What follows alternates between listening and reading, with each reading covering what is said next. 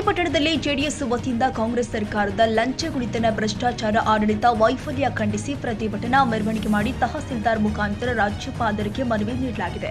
ಇದೇ ಸಂದರ್ಭದಲ್ಲಿ ಮಾಜಿ ಶಾಸಕ ರಾಜ ವೆಂಕಟಪ್ಪ ನಾಯ್ಕ ಹಾಗೂ ಜೆಡಿಎಸ್ ತಾಲೂಕು ಅಧ್ಯಕ್ಷ ಈರಣ್ಣ ಮಲಟಿ ಪೋತ್ನಾಳ್ ಮಾತನಾಡಿ, ಕಾಂಗ್ರೆಸ್ ಪಕ್ಷವು ರಾಜ್ಯದಲ್ಲಿ ನಡೆದ 2023 ವಿಧಾನಸಭಾ ಚುನಾವಣೆಯ ನಡೆಯುವುದಕ್ಕೆ ಮುಂಚೆ 5 ಗ್ಯಾರಂಟಿ ಯೋಜನೆಗಳನ್ನು ಘೋಷಣೆ ಮಾಡುವುದರೊಂದಿಗೆ ಅಧಿಕಾರದ ಗದ್ದುಗೆ ಹಿಡಿಯಬೇಕು ಅಂತ ಹಠಮಾರಿ ಧೋರಣೆಯೊಂದಿಗೆ ಅಧಿಕಾರಕ್ಕೆ ಬಂದಿದ್ದು, ಗ್ಯಾರಂಟಿ ಯೋಜನೆಗಳನ್ನು ಅನುಷ್ಠಾನಗೊಳಿಸುವ ನೆಪದಲ್ಲಿ ರಾಜ್ಯ ಕಾಂಗ್ರೆಸ್ ಸರ್ಕಾರವು ಲಂಚಗುಳಿತನದಲ್ಲಿ ಸಿಲುಕಿದ್ದು ಭ್ರಷ್ಟಾಚಾರದಲ್ಲಿ ಮುಳುಗಿ ಹೋಗಿದೆ. ಇದರಿಂದ ರಾಜ್ಯದಲ್ಲಿ ಯಾವುದೇ ಸಾರ್ವಜನಿಕ ಕೆಲಸ ಕಾರ್ಯಗಳು ಆಗಬೇಕಾದ್ರೆ ಲಂಚ ಕೊಡಬೇಕಾದ ಪರಿಸ್ಥಿತಿ ನಿರ್ಮಾಣವಾಗಿದ್ದು, ಭ್ರಷ್ಟತೆ ಎಲ್ಲೆಡೆ ತಾಂಡವಾಡ್ತಾ ಇದೆ. ಇದರಿಂದಾಗಿ ರಾಜ್ಯದಲ್ಲಿ ಯಾವುದೇ ಜನಪರ ಅಭಿವೃದ್ಧಿ ಕೆಲಸ ಕಾರ್ಯಗಳು ಅನುಷ್ಠಾನಗೊಳಿಸುವಲ್ಲಿ ಸಂಪೂರ್ಣವಾಗಿ ವಿಫಲವಾಗಿದೆ ಎಂದಿದ್ದಾರೆ.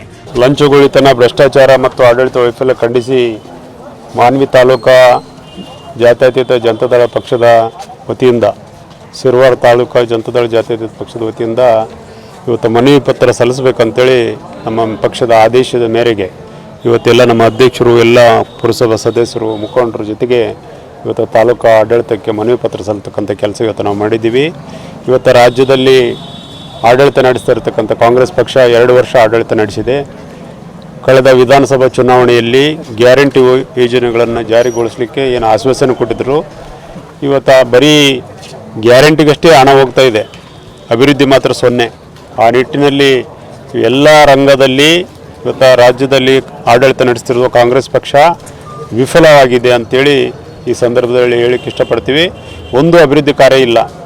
ಇವತ್ತು ನೋಡ್ರಿ ನೀವು, ಹೈದರಾಬಾದ್ ಕರ್ನಾಟಕ, ಕಲ್ಯಾಣ ಕರ್ನಾಟಕ ಅಂತ ಏನು ಕರಿತೀವಿ ನಾವು, ಅಲ್ಲಿ ಇವತ್ತು SSLC PUCಯಲ್ಲಿ ಭಾಳ ಕೆಳಮಟ್ಟಕ್ಕೆ ಶಿಕ್ಷಣ ಕುಸಿತಕ್ಕಂಥ ಕೆಲಸ ಆಗಿದೆ. ಆ ನಿಟ್ಟಿನಲ್ಲಿ ಈ ಒಂದು ಸರ್ಕಾರ ಗ್ಯಾರಂಟಿ ಅಂತೇಳಿ ಎಲ್ಲ ರಂಗದಲ್ಲಿ ಇವತ್ತು ಹಿಂದೆ ಉಳಿತಕ್ಕಂಥ, ಇವತ್ತು ನಮ್ಮ ಕರ್ನಾಟಕ ರಾಜ್ಯ ಎಲ್ಲ ರಂಗದಲ್ಲಿ ಹಿಂದೆ ಉಳಿತಕ್ಕಂಥ ಕೆಲಸ ಇವತ್ತು ಆಗ್ತಾ ಇದೆ.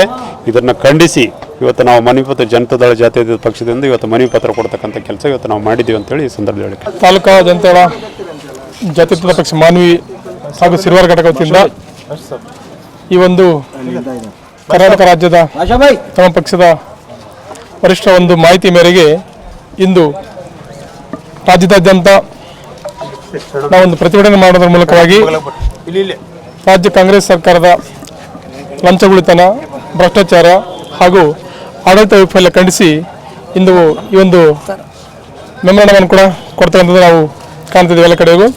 ಕಾರಣ ಇಷ್ಟೇ, ಈ ಒಂದು ಪ್ರತಿಭಟನೆ ಮಾಡ್ತಕ್ಕಂಥ ಉದ್ದೇಶ ಏನಂತಂದರೆ, ರಾಜ್ಯವನ್ನು ಆಳ್ವಿಕೆ ಮಾಡ್ತಕ್ಕಂಥ ಈ ಒಂದು ಸರ್ಕಾರ ಏನಾಗಿದೆಪ್ಪ ಅಂತಂದರೆ, ಗ್ಯಾರಂಟಿ ಯೋಜನೆಗಳನ್ನು ಅನುಷ್ಠಾನಗೊಳಿಸ್ತಕ್ಕಂಥ ಸಂದರ್ಭದಲ್ಲಿ ಬೇರೆ ಬೇರೆ ಇಲಾಖೆಗಳಲ್ಲಿರ್ತಕ್ಕಂಥ ಹಣವನ್ನು ಏನಪ್ಪ ಅಂದರೆ ದುರ್ಬಳಕೆ ಮಾಡ್ಕೊಳ್ತಕ್ಕಂಥದ್ದು ಕೂಡ ಆಗಿರ್ತಕ್ಕಂಥದ್ದು. ಅದರ ಜೊತೆಯಲ್ಲಿ ಏನಪ್ಪ ಅಂತಂದರೆ 2023 ಚುನಾವಣೆ ನಡೆಯೋದಕ್ಕಿಂತ ಮುಂಚಿತವಾಗಿ ಅಧಿಕಾರಕ್ಕೆ ಬರಬೇಕಂತಕ್ಕಂಥ ಒಂದು ಮಹತ್ವಾಕಾಂಕ್ಷೆಯಿಂದ ಜನಗಳಿಗೆ ಗ್ಯಾರಂಟಿ ಯೋಜನೆಯನ್ನು ಅನುಷ್ಠಾನಗೊಳಿಸ್ತಕ್ಕಂಥ ರೀತಿಯಲ್ಲಿ ಅದನ್ನು ಸದ್ಬಳಕೆ ಮಾಡಿಕೊಳ್ಳೋದನ್ನೇ, ಅದಕ್ಕೆ ಈಗ ಹಣದ ಕೊರತೆ ಆಗಿರೋದ್ರಿಂದ ಲಂಚಗುಳಿತನ, ಭ್ರಷ್ಟಾಚಾರ ಜಾಸ್ತಿ ಕಾಣ್ತಿದ್ದೆ ನಾವು.